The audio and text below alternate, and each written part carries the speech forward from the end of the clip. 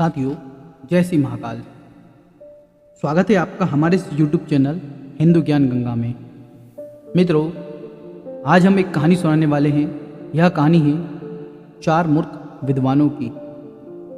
ऐसे 4 मूर्ख विद्वान जिन्होंने ज्ञान तो पूरा अर्जन कर लिया, लेकिन वो व्यवहारिक ज्ञान ग्रहण करना भूल गए। मित्रों, इस कहानी का जो अंत है वो हमें बहुत ही प्रेरित करता है। तो चलिए मित्रों, इस कहानी को बिना स्किप किए आपको इस वीडियो को अंत तक देखना है। मित्रों, काफ़ी पुरानी बात है। एक स्थान पर 4 ब्राह्मण रहते थे। चारों विद्याभ्यास के लिए कान्यकुब्ज गए। निरंतर 12 वर्षों तक विद्या पढ़ने के बाद वे संपूर्ण शास्त्रों के पारंगत विद्वान हो गए। किंतु मित्रों, व्यवहार की दृष्टि से चारों ही खाली थे। जैसे ही मित्रों उन्होंने विद्याभ्यास पूर्ण किया, वे चारों स्वदेश की ओर लौट पड़े।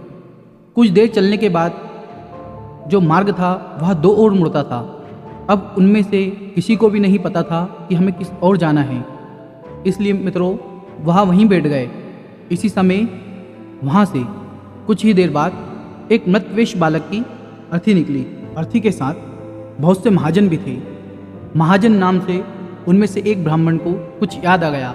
उसने अपनी पुस्तक के पन्ने पलट कर देखे तो उस पुस्तक में लिखा था, महाजनो येन गता सा पंथा, अर्थात जिस मार्ग से महाजन जाए वही मार्ग है। पुस्तक में लिखे शब्द को उन्होंने ब्रह्मवाक्य मान लिया और वो चारों पंडित महाजनों के पीछे पीछे शमशान की ओर चल पड़े। मित्रों, थोड़ी दूर पर शमशान में उन्होंने एक गधे को खड़ा हुआ देखा। गधे को देखते ही उन्हें शास्त्र की यह बात याद आ गई, राजद्वारे शमशाने चा यस्तिष्ठिता सा बंधवा, अर्थात राजद्वार और शमशान में जो खड़ा है वह भाई होता है। फिर क्या था मित्रों, उन चारों ने उस शमशान में खड़े गधे को अपना भाई बना लिया। उनमें से कोई उसके गले से लिपट गया तो कोई उसके पैर धोने लगा। मित्रों, थोड़ी देर में एक ऊंट उधर से गुजरा। उसे देखकर सब लोग विचार में पड़ गए कि यह कौन है। 12 वर्षों तक विद्यालय की 4 दीवारी में रहते हुए उन्हें पुस्तकों के अतिरिक्त संसार की किसी वस्तु का ज्ञान ही नहीं था। ऊंट को तीव्र गति से भागता हुआ देखकर उनमें से एक को पुस्तक में लिखा यह वाक्य याद आ गया, धर्मस्य त्वरिता गति, अर्थात धर्म की गति में बड़ा वेग होता है। उन्हें निश्चय हो गया कि जो वेग से जाने वाली वस्तु है वह अवश्य धर्म ही होगी। उसी समय उनमें से एक विद्वान ने कहा, इष्टम धर्मेण योज्यते, अर्थात धर्म का सहयोग इष्ट से करा दो।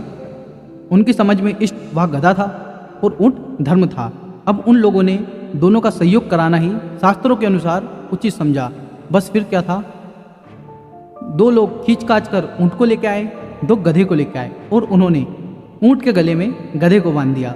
अब ताज्जुब की बात है, यह गधा एक धोबी का था। जैसे ही उस धोबी को पता लगा तो वह भागा हुआ आया। उसे अपनी ओर आता हुआ देखकर चारों पंडित वहाँ से 9-2-11 हो गए। मित्रों, थोड़ी ही दूर पर एक नदी थी। नदी में पलाश का एक पत्ता तैरता हुआ आ रहा था। इसे देखते ही उनमें से एक को याद आ गया, आगमिष्यति यत्पत्रा तदिस्मात्रा इष्यति, अर्थात जो पत्ता तैरता हुआ आएगा वही हमारा उद्धार करेगा। उद्धार की इच्छा से वह मूर्ख पंडित पत्ते पर लेट गया। मित्रों, फिर क्या था, पत्ता पानी में डूब गया और वो पंडित भी डूबने लगा। अब केवल उसकी शिक्षा ही पानी से बाहर थी।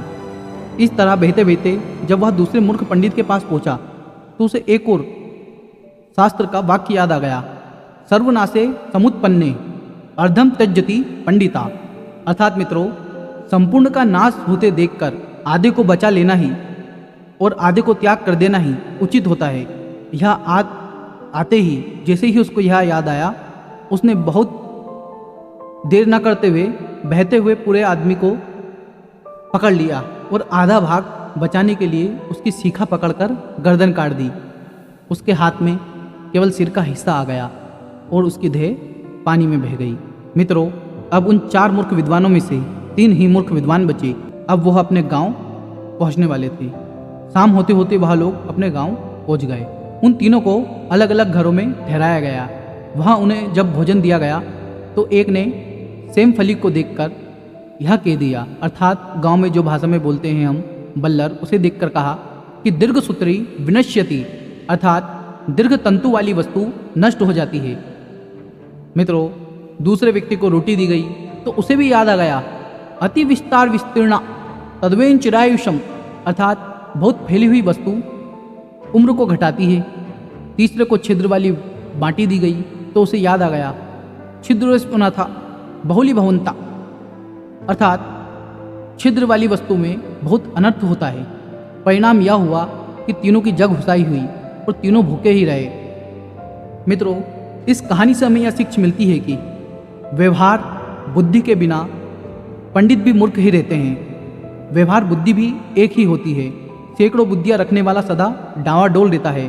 अर्थात मित्रों, जरूरी नहीं कि जिसने किताबी ज्ञान अर्जित कर लिया है वो व्यवहार की दृष्टि से भी बहुत ही ज़्यादा विद्वान हो, वह भी कहीं ना कहीं चुप कर सकता है। मित्रों, यदि यह कहानी आपको पसंद आई तो कृपया कर हमारे वीडियो को लाइक करें, कमेंट करना ना भूलें, चैनल को अवश्य सब्सक्राइब कर लें। मिलते हैं किसी नई कहानी में। इसी के साथ राधे राधे।